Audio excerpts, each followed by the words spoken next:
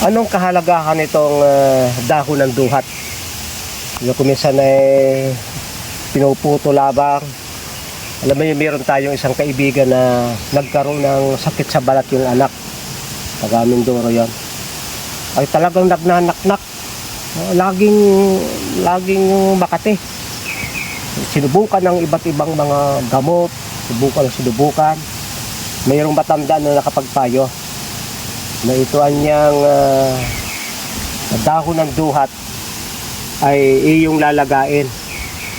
Iinom yung may sugat sa balat at ihuhugas sa kanyang buong katawan, ililigo itong pinaglagaan ng dahon ng duhat. Ililiguan niya araw-araw. Iinom araw-araw. Mga 3 baso, maga, tanghali, hapon. At naalaala ko yung kapatid ay tuwan-tuwa na yung sakit sa balat ng kanyang anak na 1 taon na ay gumaling.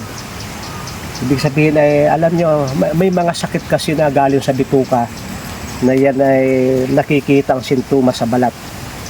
Ibig sabihin itong dahon ng duhat sapagkat ito ay mapakla. Pag nilagay mapakla, ito ay magandang klaseng duhat dahon ay mapula. Mapakla siya. Ayan ay nakagagaling ng sakit sa bituka.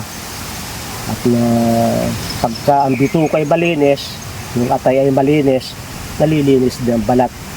Alam ba niyong ang testingan na ang atay ay marumi, ginagayon yung balat, ginagayon.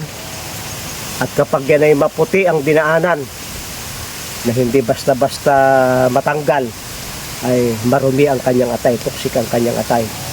At kuminsan, yung marumi ang atay ay pagka ginayo mo yung paga, ay hindi agad nasa uli, nalaikwan, marumi ang kanyang atay.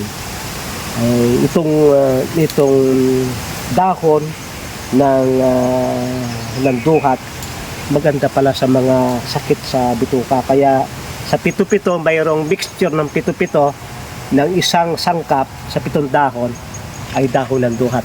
Dahon ng bayabas, dahon ng duhat, talagaw, kainito, mangga, at basta laging pito-pito.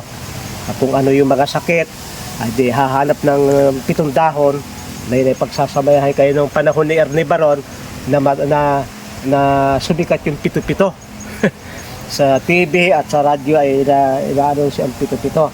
At ang dahon ng duhat ay kasama sa pito-pito. Pagka kayo'y marami nito at nagpuputol ng dahon ng mga sanga, ay inyong patuyuin yung sanga. At yun ay nalalaga din na kagaya ng dahon. At pag may mga kaibigan kayong may sakit sa balat, may sakit sa bituka, inyong ipagbili o inyong ipamigay.